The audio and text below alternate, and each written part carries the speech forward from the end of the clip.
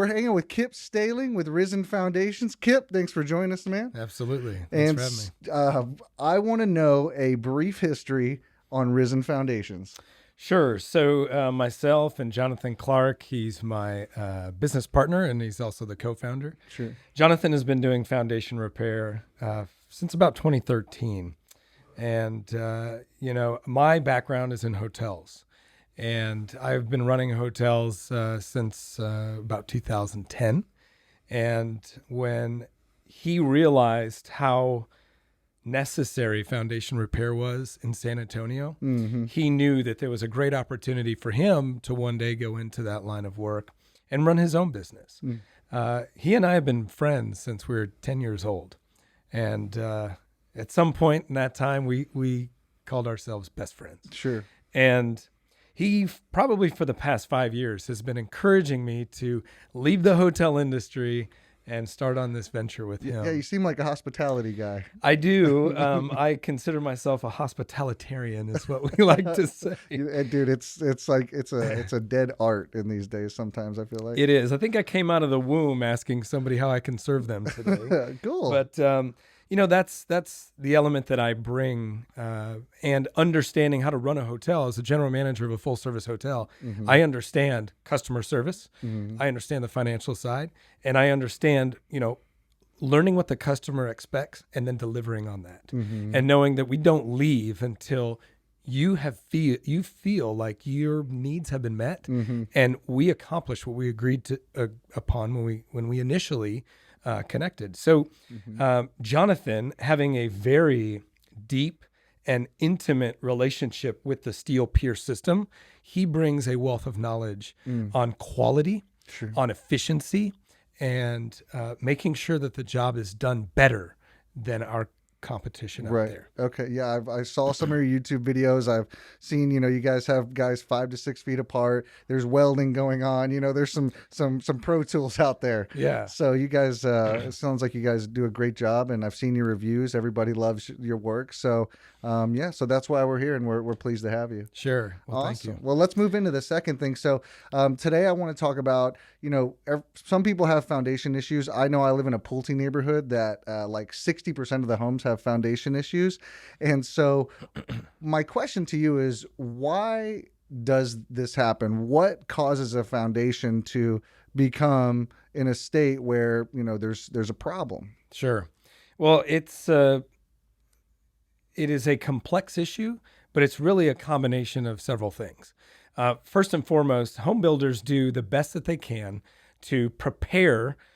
When you're building when you're building a new neighborhood, they do the best that they can to prepare the ground properly before sending in tons of crews over an extended period of time to then build a home that sets on a foundation. The most common foundation right now is a slab foundation in this area with a lot of the popular home builders, and it's a post-tension slab as opposed to rebar, which used to be a very popular method of building homes, and they still do them. But post-tension seems to be the preferred method, where they actually pull and stretch a post-tension cable to support that foundation, and that's after the pour. And so in San Antonio, we live in a very unique area that not only is it the area unique, but the soil that makes up the area is also unique and not conducive to having a slab or pier and beam foundation for that matter. And so what we're stuck with is soil that is very volatile. If you have been used to the rains that we've had lately, you may notice that some of the cracks that we'll get to in just a second are moving and sometimes even closing. Water's very powerful. So the moisture content within that soil is super important, because this soil is very expansive when it's wet and very contractive when it's dry. And so that expanding and contracting leads to movement of the foundation. On top of that, because of where we live in San Antonio, we are on a fault line. The Balcones fault line actually comes out of the west, and it shoots up north through Austin all the way up to Dallas and into Oklahoma. And so that fault line adds an additional layer of movement. So what we as humans are trying to do is take nature and put it in a box. And we can only restrict that to a certain degree. And so that's why we're taking nature itself and utilizing it to our advantage. And bedrock is the part of the earth that we can access from the surface, especially here in San Antonio, anywhere from 0 feet to about 45 feet. I noticed that. 50 feet to bedrock up in New Braunfels area. Yeah. We're able to penetrate the soil and get down to the bedrock where you have minimal movement and can really provide the support for the home for the long term. Okay, got it. So y'all are going, that's where kind of your point is to say, okay, let me dig down to bedrock, and that's when we start putting in the 20-ton jacks and those types of things, right? Correct. Okay. Yeah, puncturing through the soil zone to what we call load-bearing strata, bedrock. Same terminology. It's called the point of refusal. Yes. It's where we can't push steel piers down any further. And if we do, it'll start lifting the house. Sure. And what we want to do is we want to achieve all those steel piers down to bedrock and then lift in cadence in an organized manner to reduce any collateral damage during the lift. Sure. So Absolutely. we can stop downward settlement moving forward. Yeah. And then I saw those massive, are they concrete blocks that go in there that are just round and, and y'all just stack those on there until to, kind of like replace the jack that was there? So interesting question. So there's 2 different main types of foundation repair. Okay. There's some using concrete cylinders. Sure. There's some using steel. Right. And then there's a hybrid almost that has concrete pilings and cabling and some other things. Okay. But really those concrete pilings are one method of foundation repair in which we don't adopt into our methodology. Got it. Steel goes all the way down to bedrock where concrete pilings aren't able to achieve that same depth, and they also can't achieve the same strength. And so that's why we use structural steel, high carbon structural steel. Okay. So what we do is we place a bracket underneath the foundation grade beam, also referred to as the footer. And that's the portion of the slab that's the thickest portion and actually supports the structure above. And so when we put our bracket underneath there, we push pier pipe through that sleeve. So the bracket is what is getting welded, as we were talking about earlier, to that pier pipe to eliminate any movement once we have achieved the lift that we're going for. Got it. So Okay. good question. Yeah. Yeah, absolutely. So and it's easy to kind of start diving into all the intricacies because it is very interesting on what you guys do, which I blew past my third topic. But, what are some of the small signs of foundation issues? Yeah. So why do you even need us in the first place? Right. One of the things that we really pride ourselves on is giving a full analysis of the home. We're able to look at different areas. If you have a 1 or 2 story structure, we stay on the main floor, right? The flooring that is just above the slab on grade concrete foundation. We go to all areas of the home and we take point measurements all throughout the home, anywhere from several feet to 10 or 15 feet, depending on the trends, depending on the accessibility of every area that the structure is built upon. But we evaluate that. And the reason somebody would call us out is because they're noticing cracks. Right. Where are they noticing cracks? Yeah.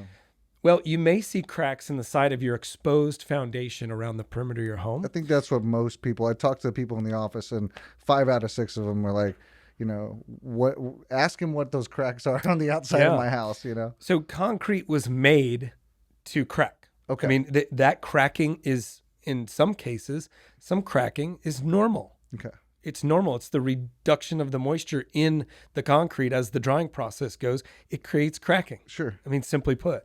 And so some of that is normal cracking, and some of it is not. It's actually movement of the slab overall that's causing a break. Okay. All right.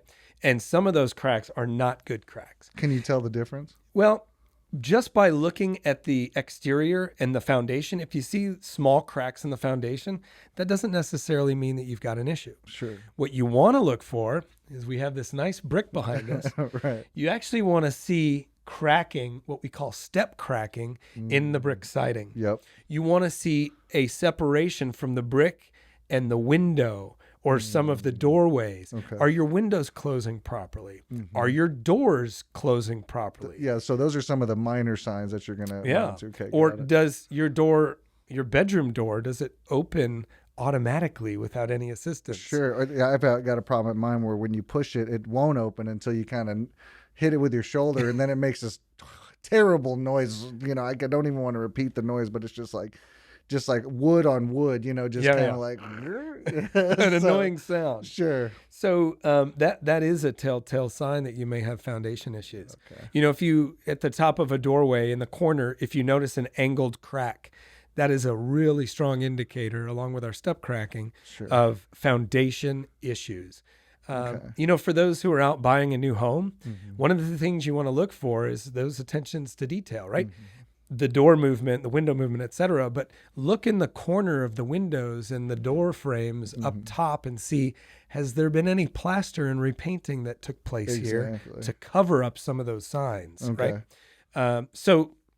And just because you have those cracks doesn't necessarily mean that you need foundation repair, Right. but it is a telltale sign. Okay. And so if you've plastered over them and they've come back, you're experiencing volatility in the material underneath your home, and you should probably get that taken care of so you don't keep experiencing that volatility. And so that's on the small end. So let's just say somebody didn't know or didn't take heed to those smaller issues. How do you know you have a big issue on your hands? Yeah, I mean, some of the homes that we go into, even if we're experiencing a difference or a slope, a tilt or a deflection, which tilt is just the slab moving in one direction, where deflection is it's actually bowed in some area or bowled in other areas. Mm-hmm. You can actually feel it. Even a slight variance of an inch or so in 10 feet, you can actually feel it as you're walking. So what can happen? I mean, those issues can grow over time. Right. And so if you don't get the necessary support in the areas that you need it, it's just going to cause compounded damage. I'm thinking broken pipes and things like that. What types of major damages are you seeing as a result of long-term movement? Yeah, so I mean it's several things. I mean, you're not going to get to the point of your home falling down, okay? The rare sinkhole situations do exist, Sure. but where there's a collapsing of a structure, it's super rare. But you won't be able to sell your home, number one. If you get an inspection done and you get measurements done on the home, it could be that you can't sell your home. And it's for smaller slope than you would think. And that's one of the things. But you can cause issues in, brick siding. I've seen brick siding separating to the point where it's about to fall and crumble. Sure. So the structure itself, maybe not, but it could cause, cracks, and moisture can get into your home where you don't want it, causing mold and other issues to form. Absolutely. The more you let these things go, plumbing breaks, absolutely. Depending on how rocky the material is underneath, you could experience that. And when it comes to insurance, the one thing that we know as agents is that natural earth movement is not covered under your insurance policy in many policies. So, you end up calling the insurance company one day and say, hey, look, water's coming into the side of my house from, wind-driven rain. They may look at you and say, well, that's a homeowner maintenance issue because clearly you've had an issue with your foundation for a long time. Your house is starting to separate, and we're not going to pay you for this claim because you should have had that fixed a long time ago. Correct. So. And the idea is to catch it before it gets too bad, because if you got proper support, let's say your downward settlement is really restricted to this area, and it only requires 10 exterior piers to provide that support and to eliminate more downward settlement. Sure. Well, you just saved that future damage, that moisture that's coming in, or the worse that it gets, you're going to likely require more piers to support that. Sure. And then even interior piers where we come into your home.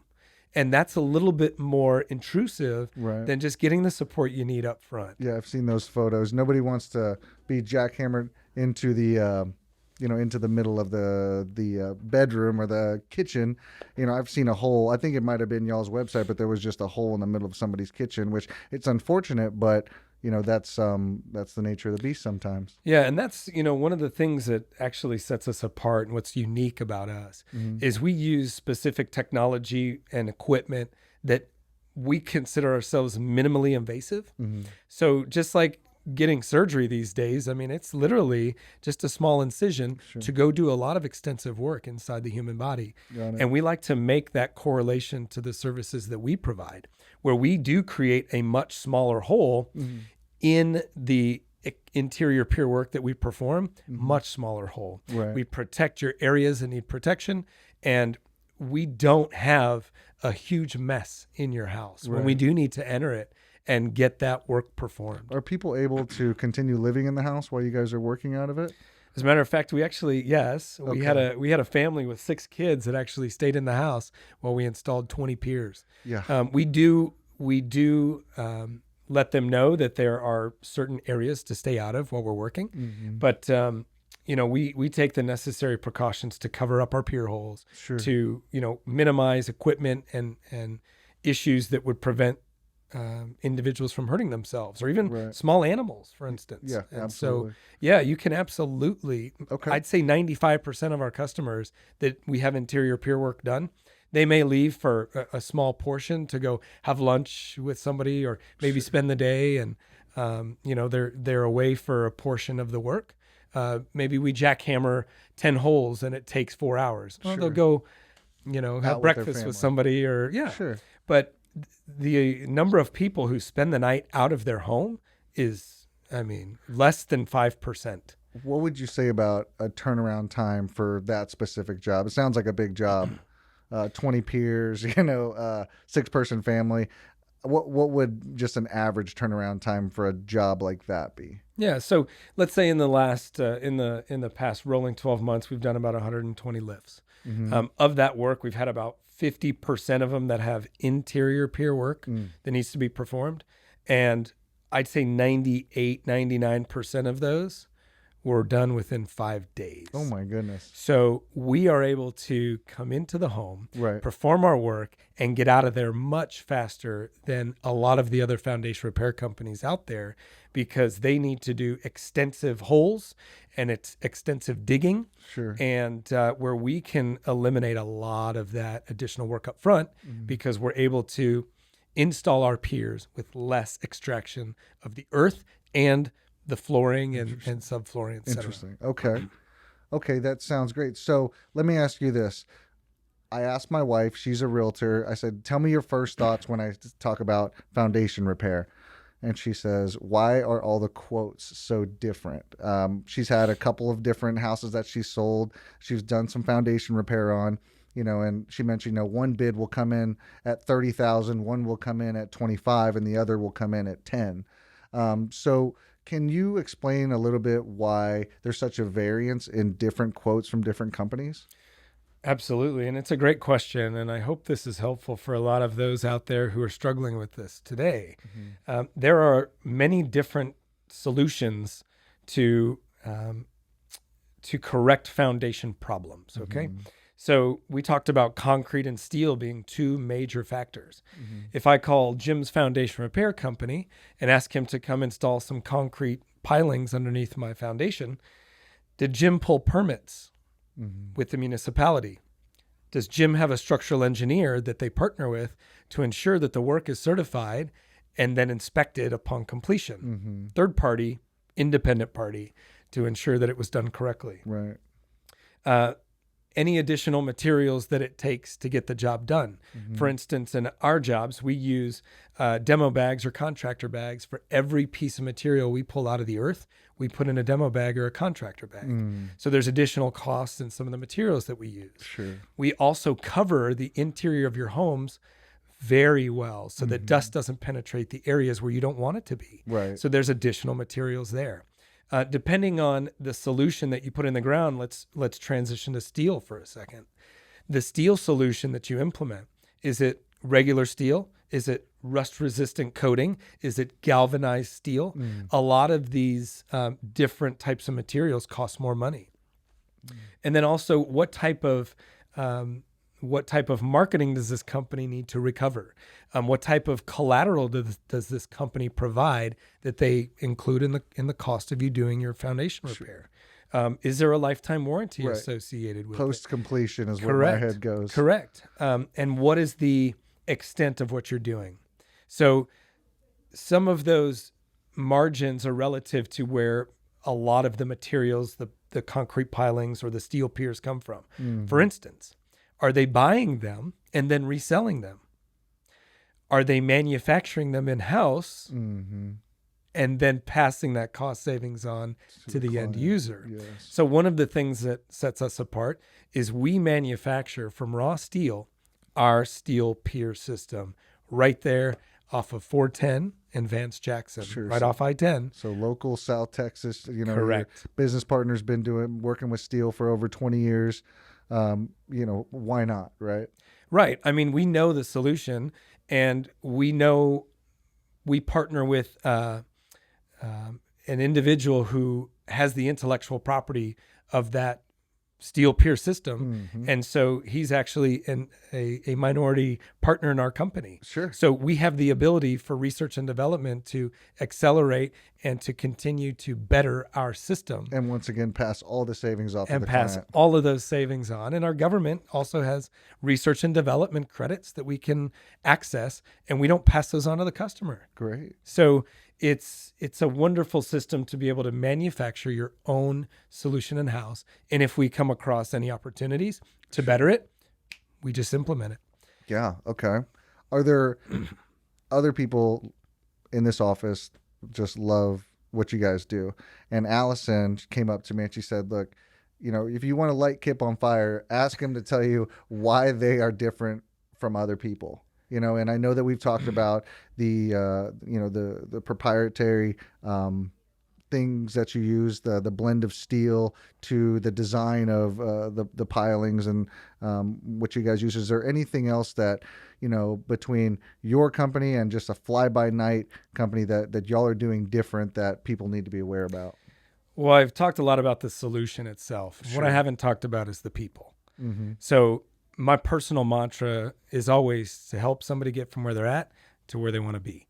And our mission as a company is to lift our local and global community through servant leadership and integrity and compassion for all mankind.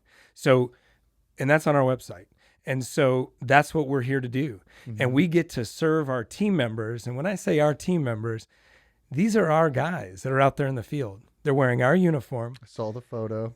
Everything is us.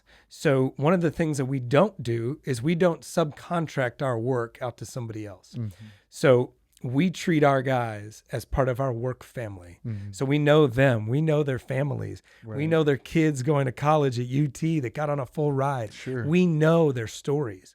And they have a buy-in into our operation as if it was their own. So they're going to progress with the company and grow and reach their potential, right? Helping somebody get from where they're at to where they want to be and reach their potential. And they take ownership of that. And so that's one of the things that we feel greatly separates us from the competition, because we have a field supervisor out there constantly checking quality.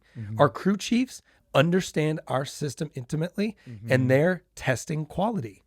And one of the things that other steel foundation repair companies do is very similar to us in some cases, right? The minimally invasive, not so much, but in some cases they do similar.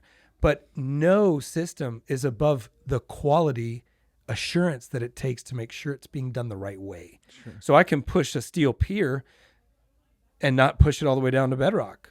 But if the quality is there and it's checked up on, we know that it's being done the right way.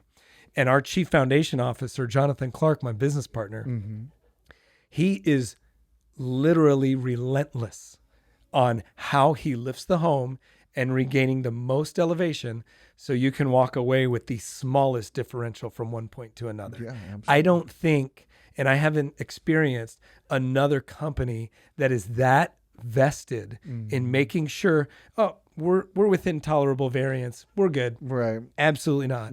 He wants to be the best. And we want to be the best for the homeowners. And not only that, James, I'll also say that we have an opportunity when we get a call from somebody, we may not be able to help them. If our name was Risen Foundation Repair, then that would be the focus, but we're not. We're Risen Foundation Solutions. And so if we have the opportunity to educate or point somebody in a different direction so that they can get a solution because they talk to us on the phone, that is just as valuable as us doing the work and getting paid for it. Sure. And so that's how we believe, and I think it's pretty similar to my insurance group. That's how we can differentiate ourselves from others out there. And again, there are some good foundation repair companies in San Antonio, but we feel that we are different with our people. Our communication from start to finish is there. And if you don't feel that we have done a job up to your expectations, let us know and we'll make it right. Powerful. Okay, well, let me ask you this. Probably a myth, but is there some type of prevention that people should practice in order to make sure that their foundation doesn't doesn't go kaput? I think we've all heard hey, you should water your foundation or the grass around your foundation. What's your opinion on that? Well, it's a good question, and I'll say this. We can only control nature to a certain degree. However, we can control nature to a certain degree. So let's take the example I shared earlier about the rain that we've experienced. I think it's 45 inches per year in San Antonio, average over the last 10 years. Well, like 2 months ago, we were at 39 inches. So we have by far hit our annual average total in San Antonio to this point. I will tell you, the amount of feedback we've got from those who were concerned about their foundation, we've called to follow up. Hey, what do you think about? And they're like, well, my cracks have closed and everything has minimized. Okay. So you can see the volatility in the soil, and that's due to moisture. So if you think of that for a second, moisture really does impact the home. So we say the proper moisture balance is what's best for the home. And you can mitigate that downward settlement in some cases, and in a lot of cases, by properly saturating your soil to the appropriate level. So there are specific ways that you can install a soaker hose, and you can do that effectively. It may mitigate that downward settlement and delay the cause for foundation repair. So yes, we are proponents of properly watering your soil around the foundation. One, and two, you also want to make sure that the gutter system that you have isn't causing additional damage, or because you don't have one, it's causing damage. So because of the swelling of the soil, if your home is dropping at the same level, well, then you don't have any risks to an extent, right? But if part of it is dropping because it's not getting water, and when the rain is not being properly dispersed, it is causing heaving on one side of the house, which can cause issues with the structure. So proper water dispersion, proper water mitigation, moisture control for the soil around the foundation is super important. And you can't just put a soaker hose up against the foundation. Right. No, it's going to cause more damage. Sure. You need to place it properly. There's even burying it underground in the appropriate way is even another added benefit, and to do it the right way. Less evaporation, proper control, et cetera, et cetera. So it's not an easy. Right. You don't just run down to Lowe's, grab a soaker hose, wrap it around your house, and you're done. That's correct. Yeah, don't do that. the best thing to do, and really we follow the American Society of Civil Engineers. Okay. They give you a foundation elevation change minimum tolerable variance. Okay. Now the homeowner can have that, and they can be within that amount, but they have cracks from all the heaving and the contraction that they're experiencing due to moisture. Right. So to stabilize a foundation may be the best solution. Yeah. And that way you don't have to worry about turning on and off your water for the coming years. We're not professionals in what you do. So, I'm the type of guy who's like, I'll mess it up more than I'll fix it. So I'd rather just leave it to the pros. So if we did want to leave it to the pros, if somebody does have a foundation issue, they have a question, they foresee an issue, tell us how we can get a hold of you, whether it's your website, phone numbers, emails. We want to share this information with all of our viewers because we know you guys are, some of the best in the industry, and that's who we want them to be in business with. So just kind of lay it on us. Best way to get in contact with you at this time. Sure. And I'm glad you mentioned that, because we want to be the solution for them also, not just for our benefit, but we know we're going to leave them with a solution that they can depend on for the life of the home. And so thanks for bringing that up. The best way to get a hold of us is 210-587-7196. And Letty will answer the phone during our normal business hours, 9 to 6. You can call her at 8 because she's there early. But she will set up an appointment. She will qualify your concerns, answer any questions. And if she determines that it's best for us to do an evaluation, in most cases, we do a complimentary evaluation. And so we are more than happy to extend that. Also, if you are more curious, you like to do your research, you want to know who we are, what we're about, and kind of expand on what I discussed here in this room, go to risenfoundations.com. We've got a lot of content. It's growing daily. If you like to have fun and you like Instagram, go check us out on Instagram. We're Risen Foundations. Simple. We like to have fun and show you how we lift a house to the beat of the music. And then same thing with Facebook. We're on Facebook as well, Risen Foundations, and look us up and you can see some of our specials going on from time to time. And catch some of the Facebook Live. If you're not tired of listening to me, you can hear what kind of special projects we're out and about in the neighborhood, and really what neighborhoods we're in. We like to post that as well. So if you have had a good experience, if you haven't had a good experience and you know somebody in your sphere of influence, it's like, you know what, you should tap into Kip's resource and see if you've got an issue. And here's what I like to say, James. If you think you may have an issue, call us out. Because we do partner with structural engineers. If we do assume a project, it is a structural engineer is part of the process. So it's always backed by a structural engineer that is approved by the city, the municipality that we go in. And so you don't have to worry about that. We'll come out, we'll give a complimentary, honest evaluation of your property.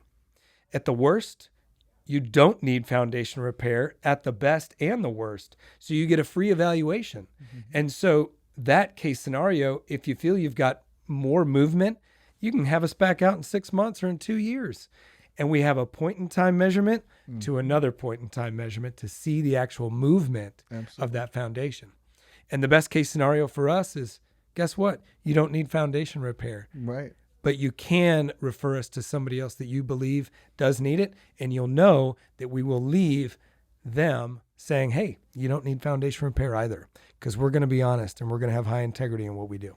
Well, and just to end the final thing, I just want to tell you how much respect I have for you guys. You know, it's the middle of the summer. Heat indexes are 110 degrees. You know, you've got yourself, all your crew out there. They're sweating, they're getting dirty, they're digging 5-6 feet down into the ground, you know, of just pure raw earth. And I have so much respect for every single person who works with you. I've seen the photo of all 20, 25 of you together. You're all hot, sweaty, and just like had just done a bunch of really hard work, but you're still in there together. And I think that brings camaraderie. I think it you know, clearly you're all buttoned up with, you know, your logo, but it's not just the shirt that you wear. It's the company that you keep and the people who are working together to make the operation run successfully. You know, you've got owners at the top, but you know, typically y'all are right in the middle of everything. And you know, there's a camaraderie and working together and sweating together and all pulling towards the same goal builds a company culture that you can't deny. And you guys got it. So I love it. So thanks for coming. Yeah, thanks, James. I appreciate you having me out there, and I'm glad that it's recognized. It is, absolutely. So if you need any foundation repair questions, make sure you call Kip over at Risen Foundation and Solutions, and I know they'll give you a solution for any one of the problems that you have. So we'll see you on the next one, Kip. Thanks, man.